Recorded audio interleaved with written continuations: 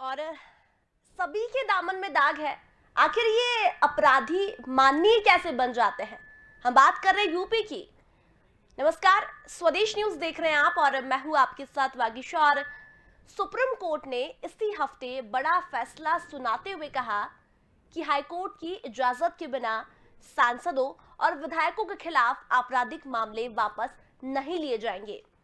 Court ने कहा कि राज्य सरकारें संबंधित हाईकोर्ट की इजाजत के बिना केस वापस नहीं ले सकेगी और इसी के साथ राजनीति के अपराधीकरण पर नए सिरे से बहस छिड़ गई है।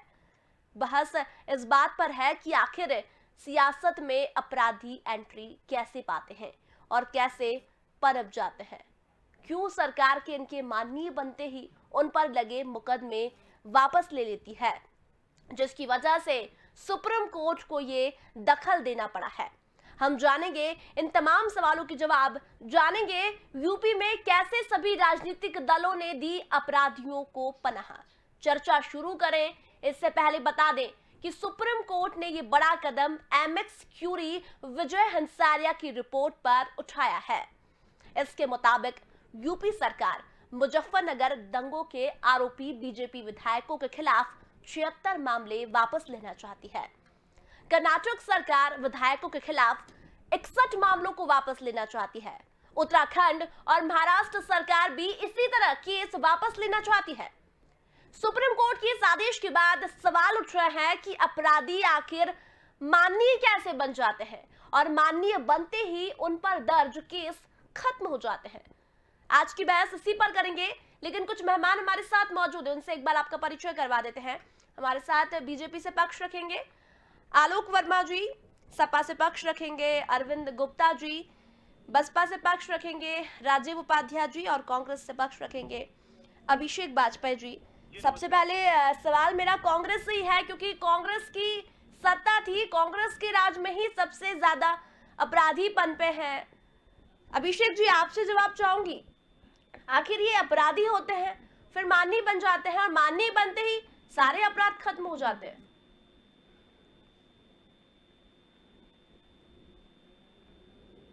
अभिषेक जी, आप तक मेरी आवाज पहुंच पा रही है? मुझे लगता है कि आपको यह प्रश्न कांग्रेस पार्टी से पूछने की जगह पे आपको भारतीय जनता पार्टी से पूछना चाहिए। उनसे भी पूछूंगी सर, मैं उनसे भी पूछूंगी। मैं अब देखिए, आपने बात कही तो मुझे पूरी अपनी बात रखने का मौका दीजिए। जी बिल्कुल। 312 विधायकों में से 114 विधायक ऐसे हैं जो आपराधिक रिकॉर्ड वाले हैं इनके, और तकरीबन इनके मैं कहूं तो अगर इनके सांसदों की बात करेंगे तो सांसद में तकरीबन 61 सांसद इनके ऐसे हैं जिसमें 35% तकरीबन आता 35% आता है जाकर के जिनके ऊपर 35 इनके सांसद ऐसे जिनके ऊपर आपराधिक मुकदमे दर्ज हैं। तो आप यह प्रश्न कांग्रेस के ऊपर उठा रही हैं, यह तो सबसे बड़ा प्रश्न चिन्ह है।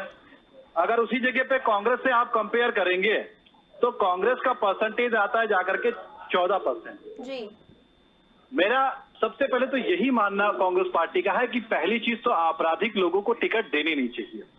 लेकिन सर, अपराधीकरण की शुरुआत 80 के दशक में हुई जब कांग्रेस की सरकार थी, और आपको मैं बताना चाहूंगी, आपने जो 64 बोला वो 44 सांसद है। थोड़ा सा आप भी पढ़ लीजिए ताकि अच्छा रहेगा। नहीं, मैंने अपराध तो सभी की पार्टी में ना, पाप तो पाप ही होता है सर, बड़ा हो या छोटा हो। नहीं, बिल्कुल बिल्कुल, मैंने इसी वजह से कहा कि किसी भी हाँ, कांग्रेस पार्टी कभी भी अपराधियों का फेवर नहीं करती है। आज की डेट में ताजा उदाहरण आप ले लीजिए, भले ही अभी भारतीय जनता पार्टी ने मैं नाम नहीं लूंगा, किसी का कोट करूंगा, लेकिन आप तो नाम लीजिए सर, आप तो नाम लीजिए। मैं नाम नहीं लूंगा। बीजेपी से सवाल करना चाहिए आपको सवाल, ठीक है, तो मैं नाम नहीं लूंगा। अभी इनकी मौजूदा सांसद है रीता बहुगुणा जोशी जी।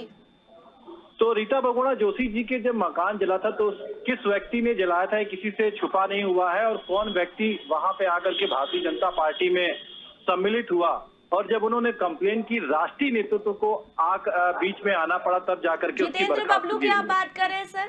मैं नाम नहीं ले रहा हूँ, नाम आप ले रही हैं, मैं किसी का नाम नहीं ले रहा। अब रीता बहुगुणा का घर किसने जलाया था ये तो सभी को पता है, तो किसी से छिपा नहीं है ना सर। मैं तो ये कुछ कह ही नहीं रहा था, मैंने तो सिर्फ बताया कि उनका घर जला था। अच्छी बात है, ठीक है। अब जो बात आती है तो सबसे बड़ी चीज देखिए, मौजूदा मुख्यमंत्री योगी आदित्यनाथ जी ये किसी से छुपा नहीं हुआ उनके ऊपर कितने आपराधिक मुकदमे दर्ज हुए और कैसे कैसे वो खत्म होते रहे और कैसे खत्म कराए गए, या किसी से छुपा नहीं हुआ है। तो मुझे लगता है कि सत्ताधारी पार्टी से ऐसे प्रश्नों का आगाज होना चाहिए। आपने मुझे अवसर दिया, मैं बहुत आभार व्यक्त करता हूं। कांग्रेस पार्टी हमेशा जोड़ने की राजनीति करती है, कभी तोड़ने की राजनीति नहीं करती है। बिल्कुल एक चीज मैं और लास्ट में कहना चाहूंगा, कांग्रेस पार्टी ने हमेशा जनता के मुद्दों पे बात की है, मुद्दों पे बात करती रहेगी। कांग्रेस पार्टी का साफ मुद्दा यही होता है कि कभी भी महिलाओं के साथ कोई दुर्व्यवहार ना हो पाए।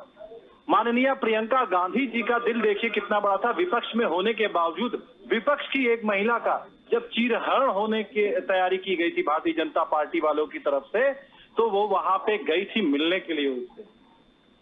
ये मैं आपको ताजा उदाहरण इसलिए बता रहा हूं क्योंकि ये समझना पड़ेगा, हमें अपनी चीजों में बदलाव करना पड़ेगा, हमें साफ सुथरी छवि के लोगों को लेकर के आना पड़ेगा, जो कि कांग्रेस पार्टी ने इस चीज की पहल कर चुकी है। बिल्कुल, चलिए राजीव जी काफी समय से मुस्कुरा रहे हैं, उनसे भी जवाब ले लेती हूँ। राजीव जी, आप किस बात से मुस्कुरा रहे हैं? क्योंकि अपराध तो आपकी पार्टी में भी पनपे हैं, इस बात से हम बिल्कुल इनकार नहीं कर सकते कि मुख्तार, अफजल और अब्बास जैसे बड़े अपराधियों को जगह बसपा नहीं दी है, टिकट उन्हें दी है, तो जवाब तो आपको भी देना पड़ेगा। नहीं बागेशा जी, दो पहलू मैं सुन रहा था अपने मित्र को जी। दो पहलू में बात करूंगा। पहला चीज तो देखिए, आप राजनीतिक व्यक्ति के लिए दो तरह के अपराध हो जाते हैं।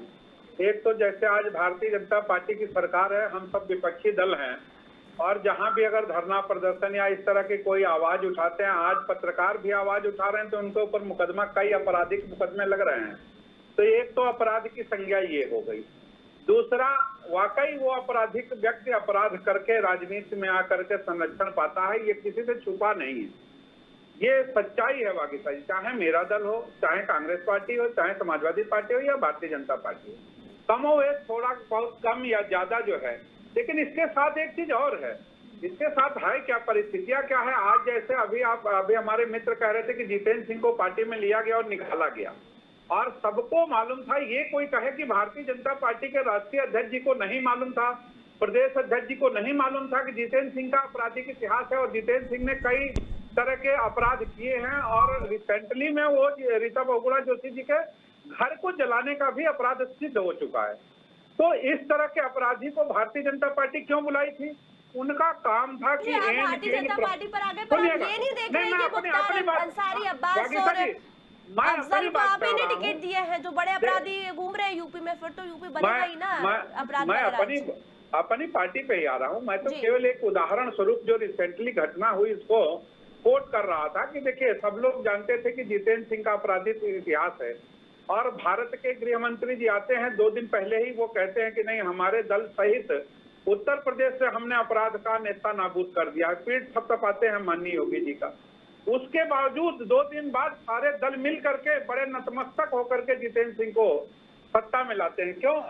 पार्टी में लाते हैं, इसलिए कि उनको कहीं ना कहीं आभास होता है ना राजीव जी। बीजेपी में तो सवाल तो आप पर भी है, बसपा ने शायद हम अपने को उससे अलग नहीं कर रहे हैं, हम उसी चीज में अपने को जोड़ते हुए कर रहे हैं। लेकिन जो चाल चरित्र और चेहरा दिखाने वाली पार्टियां हैं, उनके बारे में हम कह रहे हैं कि एक मुख्तार अंसारी हमारे यहाँ है, तो इनके यहाँ सैकड़ों मुख्तार अंसारी और ब्रजेश सिंह और चुलबुल सिंह जैसे 50 इनके एमएलसी और एमएलए हैं, तो फिर 100 पनपते हैं, वो वाली बात जिनके यहाँ इनका आपराधिक इतिहास बहुत लंबे चौड़ा है। समझिएगा, हमारे यहाँ एक पे आप उंगली जरूर उठा रही हैं, लेकिन हमारी नेता कभी कभी ऐसा भी करती हैं कि अगर एक भी अपराधी हमारे यहाँ है, एमएलए बना है, निश्चित तौर पे पार्टी ने टिकट दिया होगा तभी एमएलए हमारा बन के आया है, लेकिन जितने दिन तक सत्ता हमारी रहती है उतने दिन तक या हमारे दल में रहता है, वो अपराध करने की हिम्मत नहीं जुटा पाता है।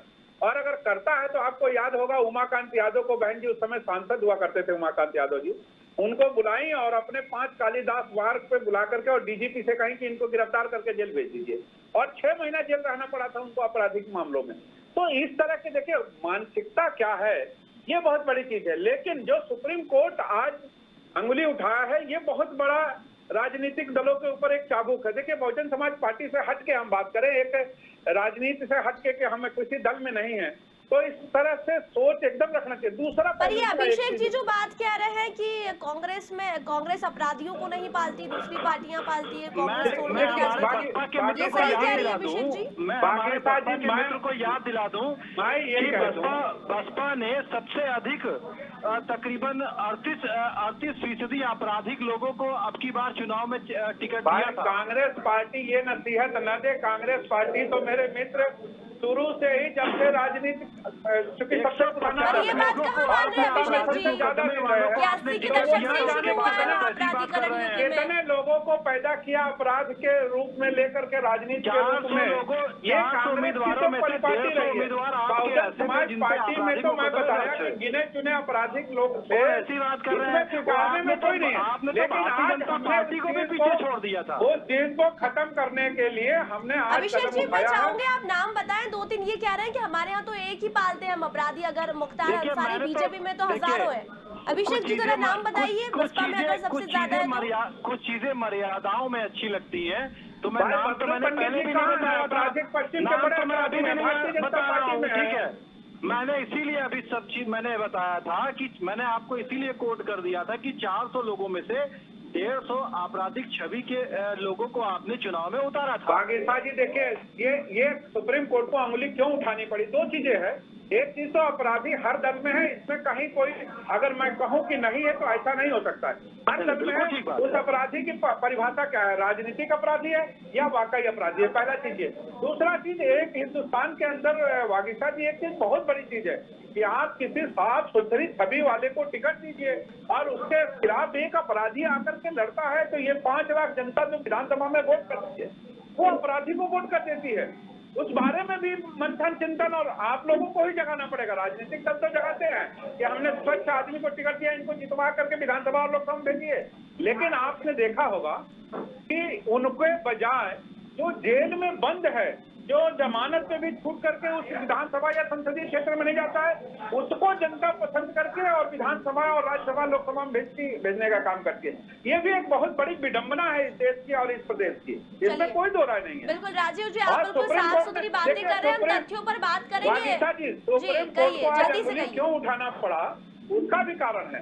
सुप्रीम कोर्ट को अंगुली आज इसलिए उठाना पड़ा कि माननीय मुख्यमंत्री जी पे, माननीय उप मुख्यमंत्री जी पे, पश्चिम के 2-4 विधायक ऐसे हैं भारतीय जनता पार्टी के जिनका एक सूत्रीय कार्यक्रम है कि किसी तरह से पश्चिम उत्तर प्रदेश में शांति से किसी को न जीने दो, आपस में लड़ाते भिड़ते रहो, द्वेष करते रहो।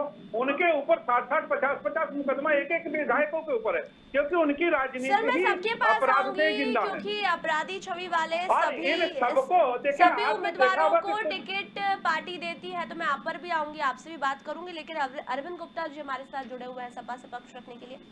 अरविंद जी, आपसे कमेंट लेना चाह रही हूँ मैं।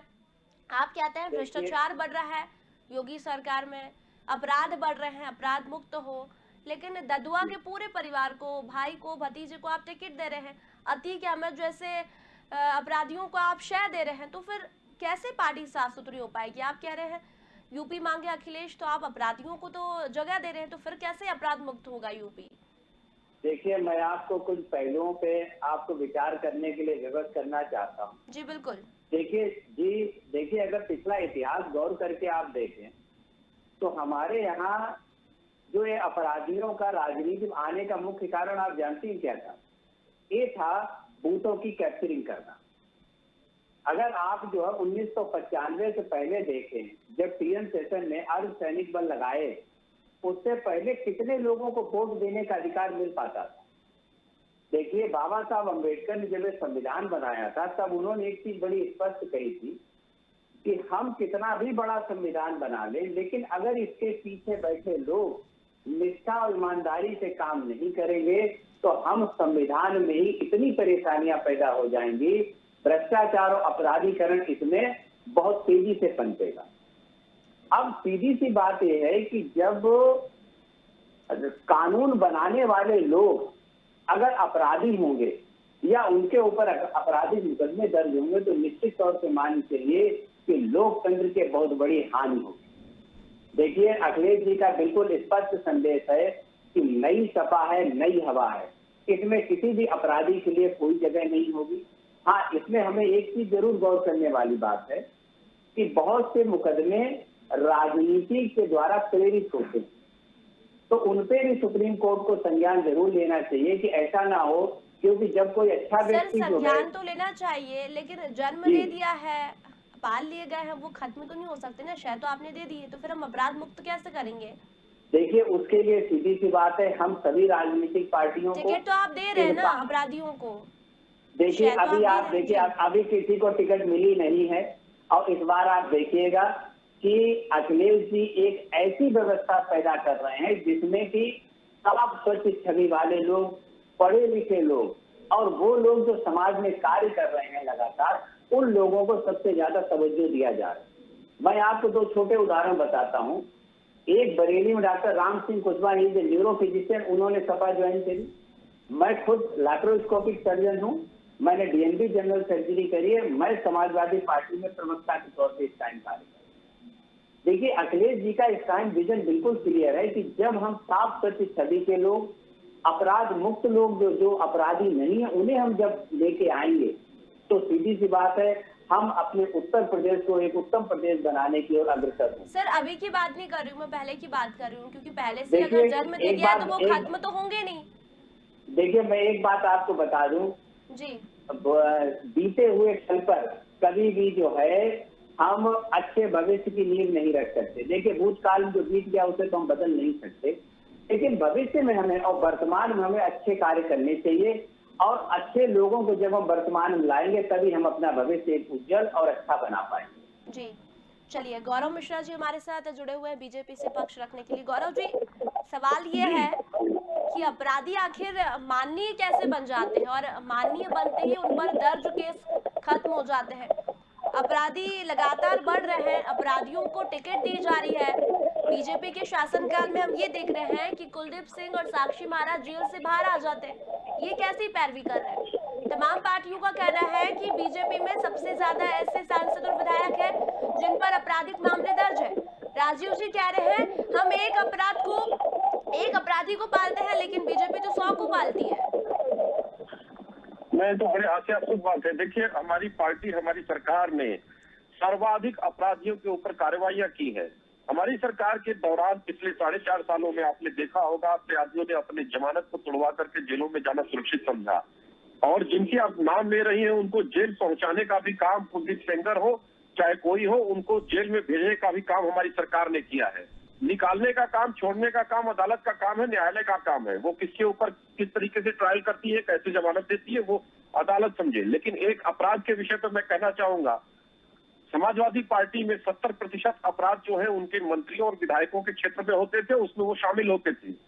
जिस पार्टी का पूरा संस्कार ही, जिसका डीएनए ही अपराध पर टिका हो, जो पार्टी अपने आप में ही अपराध की यूनिवर्सिटी चलाती हो, और वो ये कहे कि अपराध मुक्त अपराध भाजपा के साथ सर बसपा से जुड़े हुए हैं पक्ष रखने के लिए राजीव जी, वो जितेंद्र बबलू का नाम ले रहे हैं। आपने यह माना अभिषेक जी जितेंद्र बबलू का नाम ले रहे हैं। कम से कम अपराध युक्त है, कम से कम मुख्यमंत्री नहीं, योगी नहीं, आदित्यनाथ से लेकर के देख लीजिए कितने आपराधिक मुकदमे दर्ज हैं मुख्यमंत्री जी के नहीं, ऊपर। नहीं, और कुलदीप सिंह सेंगर की आप बात करते हैं, कुलदीप सिंह सेंगर को बचाने के लिए आपने कौन से प्रयास नहीं किए? माननीय न्यायालय के टिप्पणी के न्यायालय ने जब हस्तक्षेप किया तब जाकर के वो गिरफ्तार हुआ है। आपने कोई ऐसा नहीं किया हमारी जनता के ऊपर। आपने तो खटखटाइए, न्यायालय का दरवाजा खटखटाइए। केवल ऐसे प्रलाप कर देने से, आरोप लगाने से आपके आरोप तो सिद्ध नहीं होते हैं। माननीय न्यायालय के हस्तक्षेप के बाद ही आपने कुलदीप सिंह सेंगर को गिरफ्तार किया था। जिस तरह से गौरव जी हमारे पिछले जिस तरह से चर्चा को मोड़ दे रहे हैं, उस तरह से तो अपराध नहीं हो सकता है विधानसभा का या प्रधान के चुनाव से। इनको बताना चाहिए कि अपने कितने आपराधिक छवि वाले विधायकों के ऊपर या सांसदों के ऊपर इन्होंने कार्यवाही की है। बताइए ना आप खुल करके। अगर आपको लगता है कि किसी ने काम नहीं किया है तो आपने काम किया तो कितने अपने विधायकों के ऊपर, सांसदों के ऊपर आपने मुकदमे दर्ज करवाए?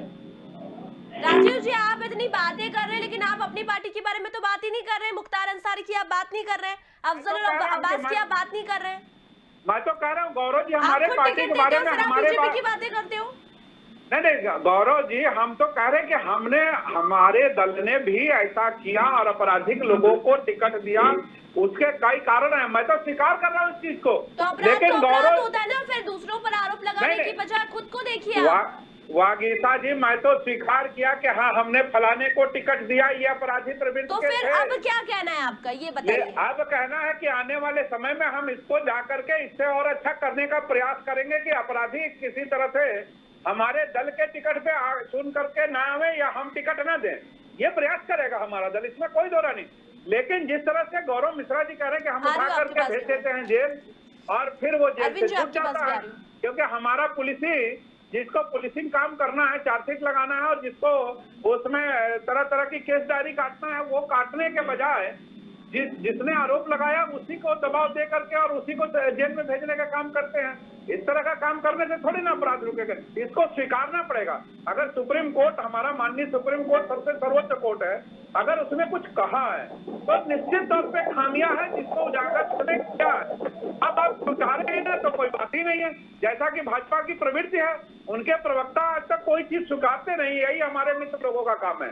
गौरव मिश्रा जी का। गौरव जी, राजीव जी की बात का जवाब देना चाहिए आपको। वो कह रहे सुप्रीम कोर्ट ने अगर कुछ कहा है तो उसे मानिए आप। भाजपा में सबसे ज्यादा उम्मीदवारों को, ऐसे उम्मीदवारों को टिकट दी गई है जिस पर आपराधिक मामले दर्ज है। देखिए, भारतीय जनता पार्टी निश्चित रूप से अपराध के खिलाफ अभियान चलाने वाली पार्टी है, अपराधियों के खिलाफ अभियान चलाने वाली साक्षी पार्टी महाराज है। जैसे और अपराधी क्यों पनप रहे हैं, फिर बाहर आ जाते हैं जेल से। साक्षी रीता महाराज बहुगुणा के घर में अपराधी है आग या लगा नहीं दी है? जाती है।